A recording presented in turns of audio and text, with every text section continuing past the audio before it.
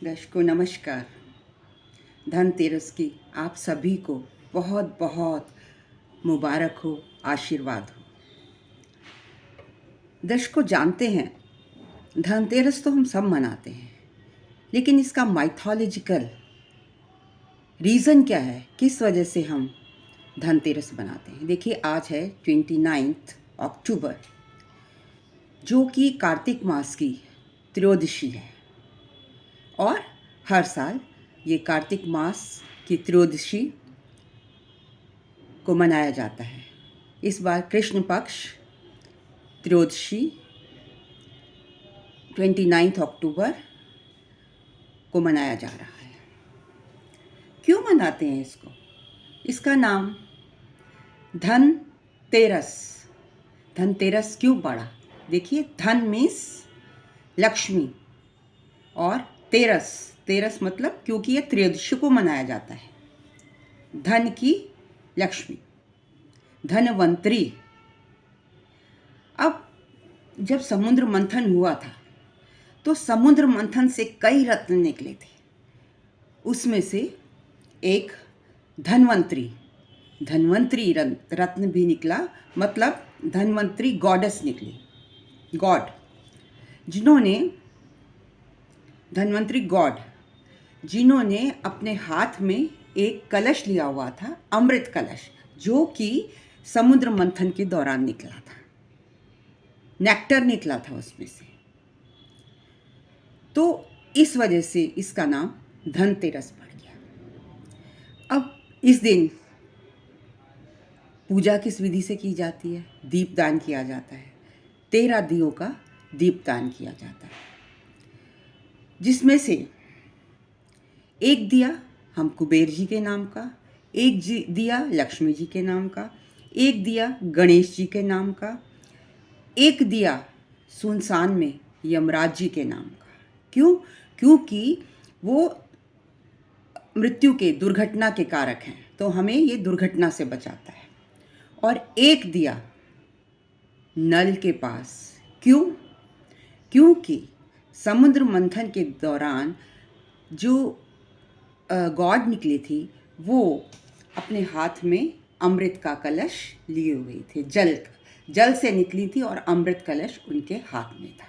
तो ये शुभ होता है, मतलब अमृत का प्रतीक होता है। आप जल के पास दिए को रख दीजिए और सोचिए कि अब जो हम जल पिएंगे दैट इज अमृत, राइट। और इस दिन अकॉर्डिंग टू माइथोलॉजी झाड़ू, नमक और धनिया, 3 चीज़ें बहुत शुभ होती हैं। वैसे तो लोग सोना, चांदी, हीरा, मोती, गहना, कपड़ा, बर्तन, ये सब कुछ खरीदते हैं। ये धन संपत्ति और समृद्धि का कारक है। लेकिन क्या ना खरीदें? स्टील ना खरीदें, लोहा ना खरीदें, कोई शार्प एज्ड कोई ऐसा आइटम ना खरीदें जिसको अशुभ माना जाता है। इनको, ऐसी चीज़ें, लोहे के आइटम्स हो गए, ऐसे नहीं खरीदिए। स्टील भी ना खरीदिए। हाँ, सोना खरीद सकते हैं, तांबा खरीद सकते हैं, चांदी खरीद सकते हैं, सिक्का खरीद सकते हैं, सुंदर सुंदर कपड़े खरीद सकते हैं, और कुछ भी जो आपका मन चाहे। अब ऐसा भी कहा जाता है कि प्राचीन काल में जब एक राजा थे, तो उनके यहाँ पुत्र का जन्म हुआ जिसका नाम था हिमा। आई थिंक राजा का नाम हिमा था या पुत्र का नाम था, कुछ ऐसे ही था।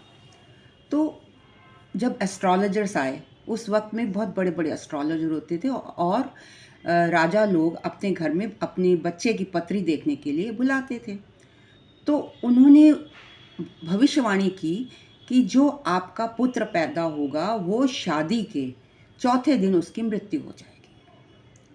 अब शादी हुई, ऐसा तो नहीं है कि शादी नहीं करेंगे, बच्चे की शादी की, राजा ने अपने पुत्र की शादी की। और क्या हुआ, जब शादी की तो जब चौथा दिन आया तो राजा रानी बड़े उदास कि आज तो हम अपने पुत्र को खो देंगे। लेकिन जो प्रिंसेस थी, जो उसकी वाइफ थी, उसने प्रण लिया कि मैं अपने भविष्यवाणी को इसको तोड़ूंगी। जैसे पहले सती होती थी, मैं अपनी पति की जान नहीं जाने दूंगी। वो सारी रात जागती रही और कहानी सुनाती रही। उसने अपने पति को सोने नहीं दिया, एंगेज करके रखा। घर के आगे उसने खूब सारे दिए जला दिए, लाइटें कर दी और पैसे रख दिए, धन दौलत रख दिए, हीरे जवाहरात रख दिए। अब आपको पता है हीरे जवाहरात पर, धन दौलत पर सांप तो मंडराते हैं। उन्होंने कहा था कि स्नेक बाइट की वजह से इनके पति की मृत्यु हो जाएगी। तो उन्होंने कहा जब मैं सोने ही नहीं दूंगी तो स्नेक बाइट कैसे करने हो सकता है। अब नियत समय पे स्नेक भी आया, सांप भी आया और यमराज भी आ गए। राजा बड़ा घबराया, लेकिन जो सांप था वो इतनी रोशनी देखकर, इतना धन देखकर, मतलब रोशनी देखकर चकाचौंध हो गया बेसिकली, और धन देखकर उसने घर के आगे हीरे जवाहरात और रोशनी इतनी लाइटिंग कर दी कि उसकी आंखें जो थी चौंधिया गई सर्प की। इधर जो उसकी पत्नी ने, प्रिंस की पत्नी ने, राजा के बेटा जो था उसकी जो उसके घर में जो वधू आई थी, उसके बेटे की पत्नी, उसने सारी रात न खुद सोई न उसको सोने दिया, किसी को सोने नहीं दिया, व्रत जगा किया।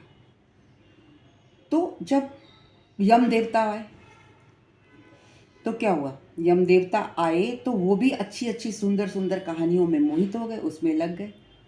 और वो मुहूर्त जिस वक़्त ले जाना था प्रिंस को, वो निकल गया। उसको ले जाने का टाइम होता है तो वो निकल गया और वो वापस चले गए। उस हिमा के बेटे को नहीं लेकर गए, राजा के बेटे को नहीं लेकर गए। तो इस वजह से इस खुशी में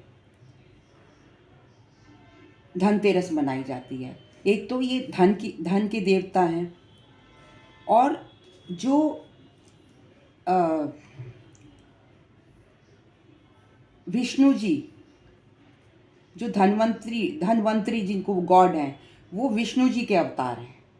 और वो लक्ष्मी जी भी, जब विष्णु जी का वो उसमें ने अवतार लिया समुद्र मंथन के दौरान, उस वक्त लक्ष्मी जी भी प्रकट हुई। तो इस खुशी में कि राजा के बेटे की जान बची, दूसरा कि धनवंतरी जो कि विष्णु जी का वो है, अवतार है, गॉड। और ये आयुर्वेद, सबसे बड़ी बात है, आयुर्वेद का ज्ञानी है। इस दिन मतलब उनको आयुर्वेद का ज्ञान था। धनवंतरी जो राजा थे, जो मतलब गॉड थे, वो आयुर्वेद का ज्ञान रखते थे, देवताओं के का उपचार करते थे। तो इस दिन अगर आप, वो हीलिंग करते थे, अगर इस दिन आप हीलिंग से जुड़ जाएं, जैसे कि मैंने आज वीडियो डाला, शायद आप लोगों ने देखा होगा, इसीलिए हीलिंग का वीडियो डाला कि अगर आप हील करते हैं तो आपको जो एनर्जी है वो एकदम एक्टिवेट हो जाती है। कुछ मुहूर्त होते हैं, कुछ दिन होता है जिसमें हीलिंग बहुत ज़बरदस्त होती है। अगर आप मेरा वीडियो ध्यान से देखेंगे, मुझे भी इस बात की वो नहीं थी कि मतलब ऐसा होगा, क्योंकि मैं सोच के थोड़ी कर रही थी।